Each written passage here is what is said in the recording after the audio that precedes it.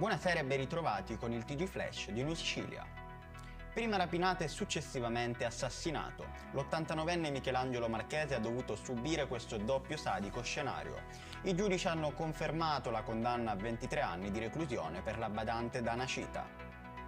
Un incendio divampato nelle vicinanze dell'aeroporto di Catania Fontanarossa ha costretto a dirottare alcuni voli da e per la struttura aeroportuale Etnea.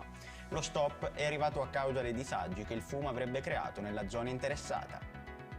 Viale Cristoforo Colombo di Acireale è stato interessato da un incidente stradale che ha coinvolto un'auto e uno scooter. Ad avere la peggio sarebbero stati i due giovani che si trovavano a bordo del mezzo a due ruote.